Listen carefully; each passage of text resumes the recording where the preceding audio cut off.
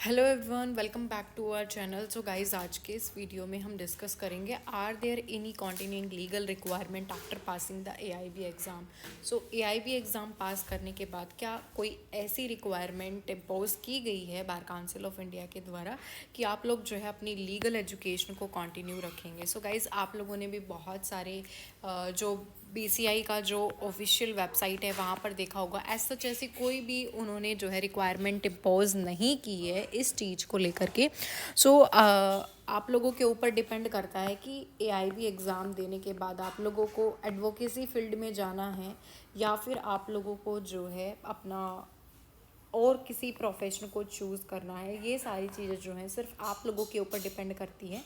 BCI के द्वारा as such कोई भी बाउंडेशन नहीं है कि आप लोग जो है पर्टिकुलर इस फील्ड में जाइए या फिर कॉन्टीन्यूसली अपनी लीगल एजुकेशन को कंटिन्यू रखिए।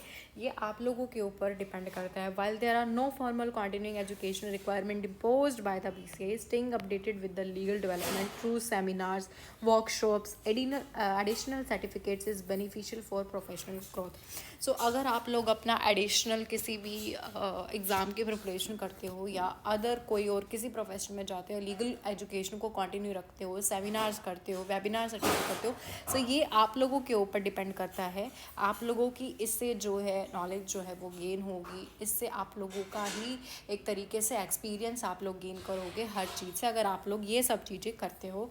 बीसीआई ने ऐसा कुछ नहीं बोला है कि आप लोग अपना एआईबी एग्ज़ाम के बाद अपनी लीगल एजुकेशन को कंटिन्यू। ये सारी चीज़ें जो हैं आप लोगों को देखना है किस तरीके से आप लोगों को किस फील्ड में जाना है। आप लोगों को एडवोकेसी फील्ड में जाना है तो आप लोगों के पास सीओपी होना चाहिए। सीओपी जब भी होगा जब आप लोग एआईबी एग्ज़ाम को क्रैक कर लोगे। एआईबी एग्ज़ाम क्रैक करने के बाद ही जो है सीओपी मिलता है। इसी के थ्रू जो है आप लोग इंडिया के किसी भी कोर्ट में जा कर के प्रैक्टिस कर सकते हो बिना किसी बैरियर के, बिना किसी रुकावट के। ठीक है, अगर आप लोगों के पास सीओपी नहीं है तो आप लोग प्रैक्टिस नहीं कर सकते हो ऑल ओवर इंडिया। एक तरीके से लाइसेंस ही आप लोगों को ग्रांट किया जाता है प्रैक्टिस करने के लिए। बहुत सारे कैंडिडेट्स ऐसे होते हैं जो एआईबी एग्ज़ाम को जस्ट एक एक्सपीरियंस गेन करने के लिए देते हैं कि किस तरीके के क्वेश्चंस आते हैं, क्या कुछ है, वो इसीलिए जो है इस एग्ज़ाम को देते हैं। बाकी उनका और कोई मोटिव नहीं होता है।